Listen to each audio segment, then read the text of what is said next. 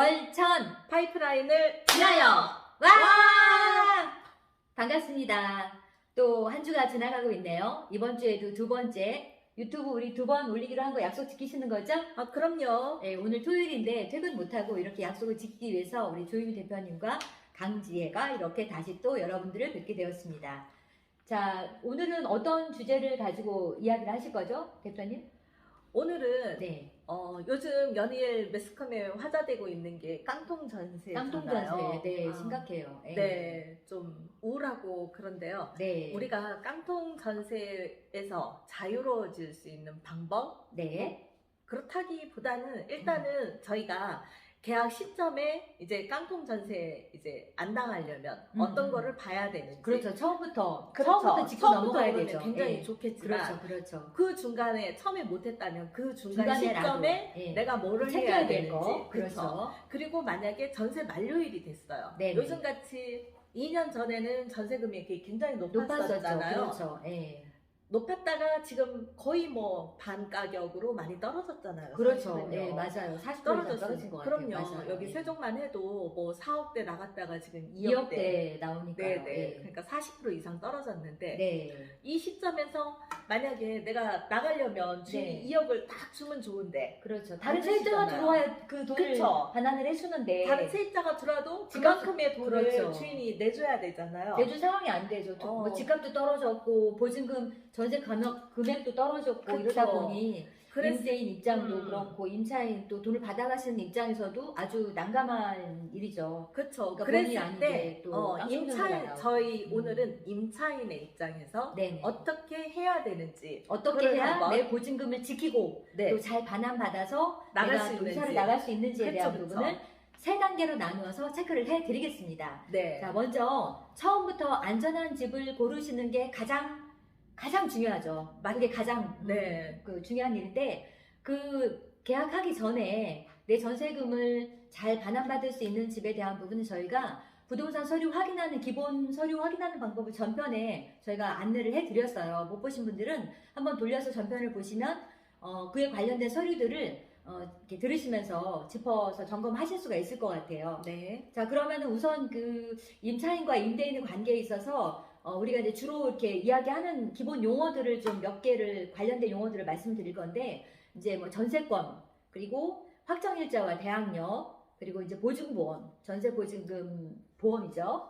그리고 또 하나는 이제 임차권 등기명령 신청 요 정도의 내용을 다루어 드릴 거예요. 그러면 먼저 그 보증금을 못 받게 되는 경우 그 이제 경매가 들어가는 경우겠죠, 대표님. 네네. 그러면 그 통상적으로 왜 저희가 알고 있기로는 경매를 당하게 되면 그 뭐 은행에서 예를 들어 융자금을 뺀 나머지에 대해서는 전부 다 임차인이 이렇게 나누어서 받아갈 수 있다라는 생각을 하시잖아요. 근데 그게 아니라고 하셔서 이 부분을 한번 짚어주셨으면 좋겠어요. 아, 네. 네. 경매로 이제 낙찰을 받잖아요. 네네. 만약에 경매 금액이 뭐 낙찰받은 금액이 5억이고 네. 선순위의 근저당이 뭐 2억 정도가 있고 네네. 3억이라고 칩시다. 네네. 3억이라고 치고 네. 여기 이제 임차인들이 이제 쪼르륵 한 서너 명이 있다고 치면 네네. 어떻게 되느냐면 네. 경매 비용이 1순위입니다. 경매 비용이 1순위. 네. 경매 비용 떼고 선순위에 이제 됐던 뭐 세금 국세, 체납금, 국세나 네, 선순위로 이런 있는 세금들. 국세 같은 네네. 거 그거 빼고 네네. 그리고는 낙찰 금액을 50%로 나누어요. 경매 낙찰 금액의 50%. 네네, 50%를 그 네네. 위에 거는 빼고 난 뒤에 네네. 나머지에서 50%를 나눠서 네. 그 50% 2분의 1 범위 내에서는 근저당 설정이라든가 이런 게 순서대로 나가고요. 네. 그리고 이 50% 범위 내에서 임차인들이 다가구 주택 같은 경우는 굉장히 좀 많잖아요. 그렇죠. 그분들이 이제 최우선 변제이라는 게 있어요. 네네네. 네, 그 금액들을 이제 안분해서 받아가는 거죠. 그러니까 최우선 변제액을 먼저 받아가고, 네네. 그리고 나서 그 남아있는 금액을 가지고 남아있는 금액을 이제 나머지 받을 수 있는 임차인들이 거죠. 이제 본인의 보증금이나 입주 그 일자에 따라서 네네. 그러니까 이제 확정일자 받은 그거에 따라서 이렇게 안분 계산해서 나가는 거네요. 그쵸. 네네네. 그러면은 그 융자가 뭐 많고 적고도 중요하지만 네네. 그 일단은 그 범위 내라고 하는 거가 낙찰 금액 50%라고 하게 되면 우선 예를 들어 제가 이제 그 다가구나 이제 다세대 같은 경우에 보통 10억 넘잖아요, 대표님. 그렇죠. 그럼 10억이라고 하게 되면은 뭐 융자가 3억이 있다 하더라도 7억을 받는 게 아니라 5억 범위 내에서 세입자들이 그렇죠. 나눠 5억 받는 범위 거예요. 내에서 5억 범위 아, 내에서 네네. 일단은 세입자들이 네. 세우소원 변제액으로 세종시 같은 경우는 2월 14일자로 네네. 뭐 1억 4,500만 원 네. 환산 보증금 보증금 내에서 네. 우리가 받을 수 있는 게 4,800만 원이거든요. 4,800만 원까지가. 네네. 네. 세종시 같은 경우요. 그러면 그 금액을 넘는다고 하게 되면은 최우선 변제에서도 예외가 돼버리는 거네요. 그렇죠. 그 집이 만약에 네. 10집이라 그러면 4,800만 원 곱하기 10집이면 4억 8천만 그렇죠. 원이잖아요. 그렇죠. 그럼 못 받을 수도 있다는 거죠. 최우선 아. 변제조차도. 아, 그렇게 되는구나. 네. 네네. 그러면은 그 이제 요즘에 그 일반적으로 집을 얻으실 때 네네. 입주하시는 분들이 보증보험 가입이 되느냐 안 되느냐 이렇게 체크를 먼저 하시잖아요. 그렇죠. 그러니까 이제 일반적으로 그 보증보험 가입 여부에 대해서는 우선은 은행이나 보증보험이나 이런 데에서 그 가입이 되는 물건 같은 경우에는 그래도 뭐 시세 대비 융자금이나 아니면은 그 집의 어떤 권리 분석을 했을 때에 네네. 위험하지 않은 범위 내에서 괜찮다고 했을 때 보증보험을 가입을 이렇게 승인을 해주는 거잖아요. 예전 같은 네. 경우에는 네. 집값에 거의 100%까지 해줬던 것 같아요. 네네네. 융자금, 채권 최고액이랑 보증금이랑 네. 합산해서 그 예, 예. 금액이. 음. 근데 요즘은 좀 이제 다운이 돼가지고 뭐 8, 90% 정도 얘기를 하기는 하는데 네. 이 보증보험을 그래도 가입을 할 수 있는 집이 내 음. 보증금을 지키는 최우선 방법이죠. 아, 네. 네. 그러면 우선적으로 그 융자 등기이상 증명서라든가 이런 것들을 통해서 융자 관계도 확인을 해 봐야 되겠지만 그렇죠. 가장 저희들이 이제 피부를 느껴서 판단할 수 있는 게 네네. 보증보험이 가입이 되느냐 안 되느냐에 따라서 이렇게 그 집을 뭐 계약을 할지 안 할지에 대한 거를 생각을 하시는 게 판단을 하시는 게 더 좀 피부에 와닿을 것 같아요. 그죠? 그쵸. 예, 예. 전세 보증보험 들 수 있는 범위가 또 따로 있거든요. 네네네. 수도권 같은 경우는 네. 전세 보증금이 7억 이하. 7억 이하. 네. 비수도권 같은 경우는 5억 이하만 받을 수가 있어요. 아, 네. 만약에 7억 이상이고 5억 이상이면 보증보험 자체도 또 안 된답니다. 아, 그러면 그 보증보험을 가입을 못 하는 거네요. 전세금이 그렇죠. 높으면. 아예 못 하는 거죠. 아, 높으면. 네네. 네. 아, 참, 어쨌든 이 보증보험이 가입이 된다라는 전제하에 계약을 했어요, 대표님. 네네. 계약을 했는데, 저희가 이제 뭐 전세권 설정을 하려면 또 비용이 들어가잖아요. 그렇죠. 보통 전세 금액의 0.2% 네네. 정도가 들어가죠. 네네. 꽤 큰 금액이긴 해요. 그러면 이제 뭐 융자나 이런 걸 봐서 예를 들어 이제 전세권 설정을 굳이 할 필요가 없다 해서 확정일자와 그 다음에 주소 전입을 통해서 대항력을 갖췄어요. 네네. 이 대항력을 갖추는 것도 이제 그 우리은행에서 당일로 지금 변경을 하려고 아직 시행은 안 됐죠, 대표님? 아, 네. 아직 시행 안 됐어요. 이것도 빨리 시행이 돼야지 된다고 그렇죠. 생각을 예. 해요. 이게 이제 그 어쨌든 그 기존에 근저당하고 그다음에 확정일자와 전입을 맞췄다 하더라도 다음 날부터 이 길부터 이제 효력이 네네. 발생하기 때문에 이제 효력이 발생하는 요거를 요건을 갖추었어요. 네. 갖추었는데 이제 보증보험을 들어야 되는 또 시점이 중요하잖아요. 그쵸. 예, 이 시점은 계약일로부터 언제까지 아니면 만료일로부터 언제 전에 해야 되나요? 만료일로부터 네네. 1년 이전에. 1년 이내에. 네, 1년 이내. 그러니까 그 우리가 계약을 2년을 만약에 한다면 네네. 계약일로부터 1년 이내에 보증보험을 들어야 돼요. 그러면 최소 1년 남아야 돼요. 그럼 이렇게 해야 되겠다. 음.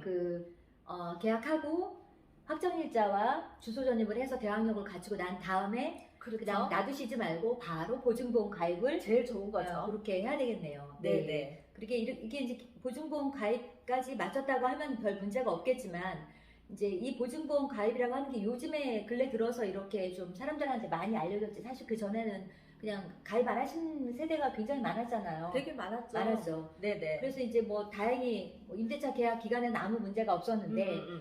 이제 만료일이 돼서 나가려고 하는데 주인이 이러저러한 여러 가지 일들 때문에 뭐 자금의 여력도 없고 집값도 떨어지고 또 새로 들어온 임차 보증금보다 지금 들어있는 분들 내줘야 될 금액이 많고 그래서 불가피하게 보증금을 못 내주고 있는 상황이 벌어졌어요, 대표님. 네, 맞아요. 자, 그러면 이제 임차권 등기 명령 요거를 이제 해야 되는데 네네. 그 요거에 대해서 한번 좀 말씀을 좀 해주세요.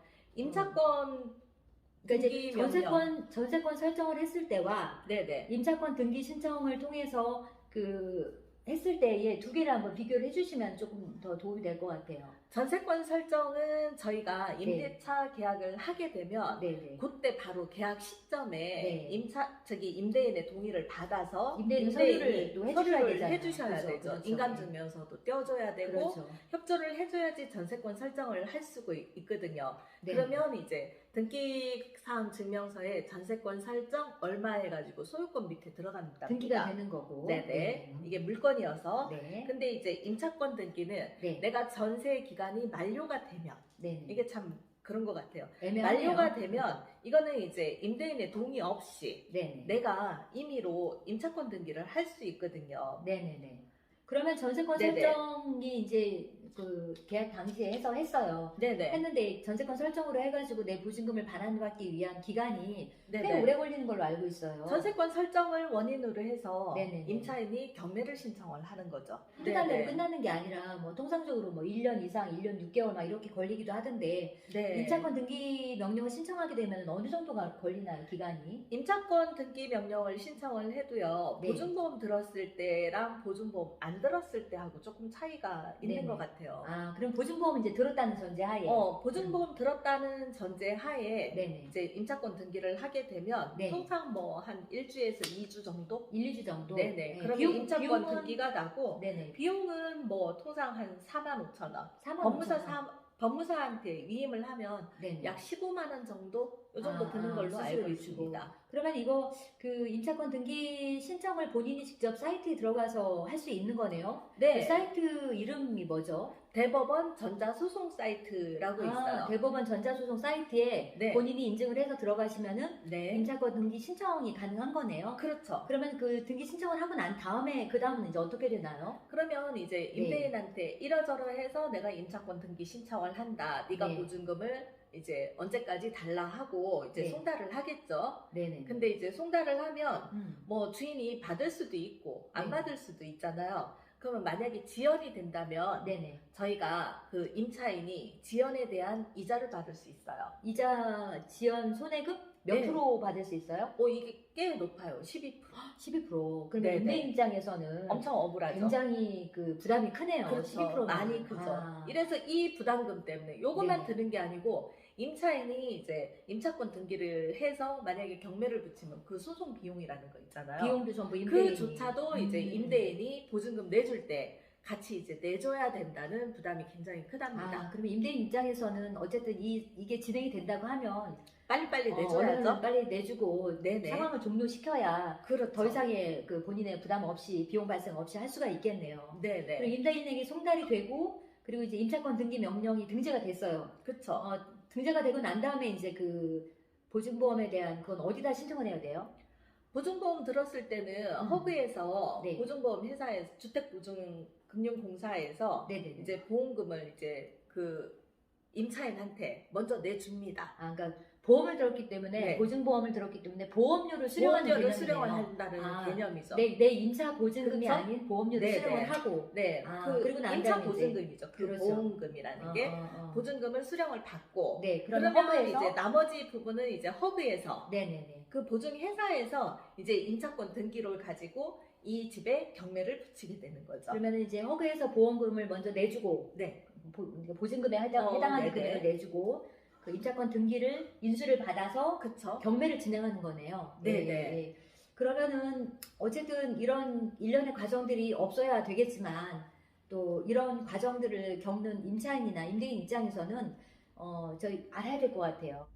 자, 오늘은 이렇게 우리 대표님과 임차권 등기 명령 신청에 대한 이야기를 나눠봤습니다. 임대인이나 임차인 입장에서도 이런 일이 발생이 되면 굉장히 사실 좋은 관계로 만났는데 서로 불미스럽게 또 이렇게 얼굴 붉히고 또 마지막 마무리하는 부분에서 굉장히 서로 어려움이 있잖아요. 그렇죠. 네, 이런 일이 발생되지 않도록 사전에 서류도 꼼꼼히 잘 살펴보시고 또 시간이나 절차에 맞게 잘 준비하셔서 네네. 보증금도 지키고 또 서로 좋은 관계도 인연도 지킬 수 있는 그런 시간이 되었으면 좋겠습니다. 주말 지나고 저희들도 다음 주에 뵙도록 하겠습니다. 그럼 주말 모두 잘 보내세요. 안녕. 안녕.